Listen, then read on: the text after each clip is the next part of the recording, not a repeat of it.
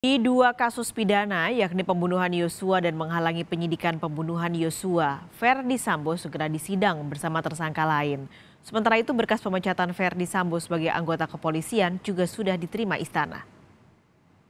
Masukan dari PDI Perjuangan dari Ibu Mega. Setelah 2 pekan diproses di kepolisian, berkas pemecatan Verdi Sambo sebagai anggota kepolisian diterima pihak istana.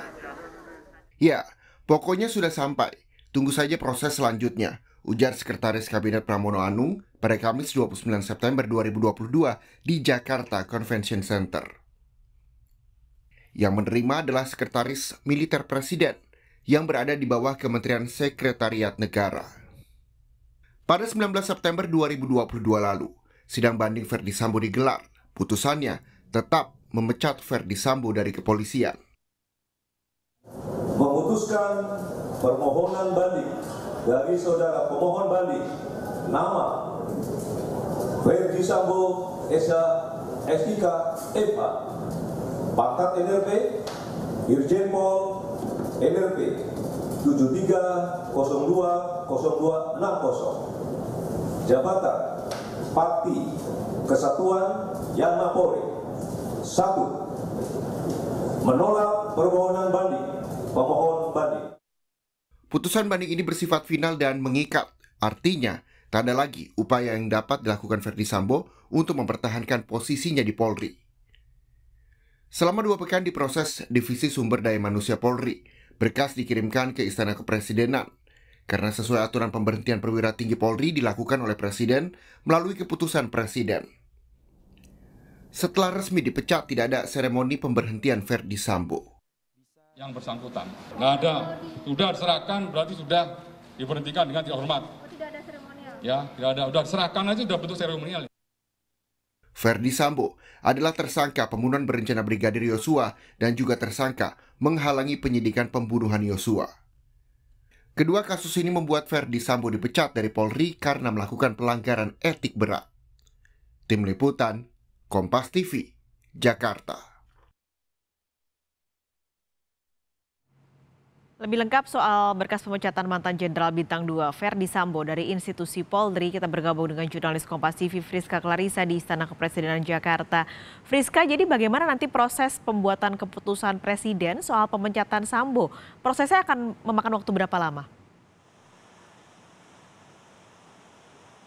Waktu pasti untuk memproses surat pemecatan Verdi Sambo yang sudah diterima Sekretariat Negara ini bergantung pada yang memprosesnya di Sekretariat Negara, yakni Sesmilpres dan juga ditandatangani oleh Presiden Joko Widodo. Tapi yang jelas ini akan diproses cepat. Apalagi kasus Verdi Sambo ini sudah mendapatkan atensi Presiden Joko Widodo sejak awal kasus ini bergulir. Bahkan kalau saya hitung, sudah 4 kali Presiden Jokowi meminta agar kasus Verdi Sambo diusut sampai tuntas. Saat ini saya jelaskan alurnya, karena yang paling penting ini adalah bagian proses administratif.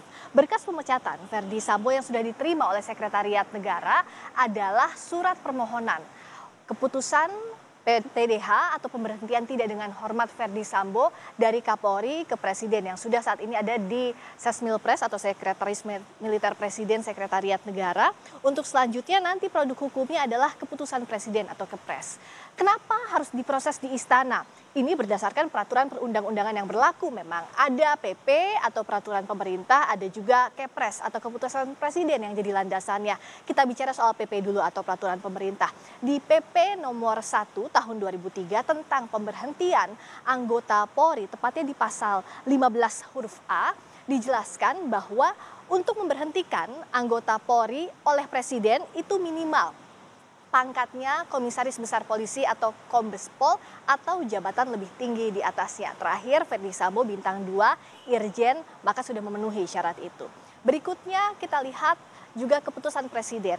Ada Kepres nomor 70 tahun 2002 isinya tentang organisasi dan tata kerja Kepolisian Negara Republik Indonesia.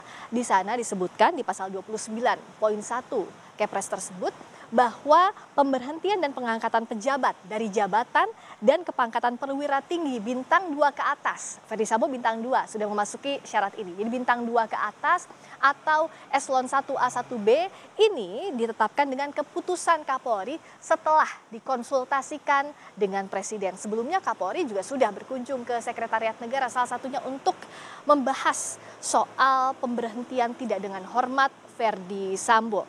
Nah, berikutnya pertanyaan yang juga kemudian muncul di publik, kenapa ditanyakan kapan akan diterbitkan Kepres ini? Karena yang jadi pertanyaan publik, apakah kalau Kepresnya lama diterbitkan, ini akan mengganggu proses pidana yang saat ini bergulir di Kejaksaan? Jawabannya tidak. Mengapa? Karena keputusan Presiden ini adalah hanya bagian administratif saja setelah pemecatan Ferdi Sambo yang diputuskan oleh Komite Kode Etik Polri atau KKEP Polri pada 25 dan 26 Agustus 2022 yang dikuatkan dengan putusan banding terhadap Ferdi Sambo yang menolak permohonan banding Ferdi Sambo soal pemecatannya dari institusi Polri.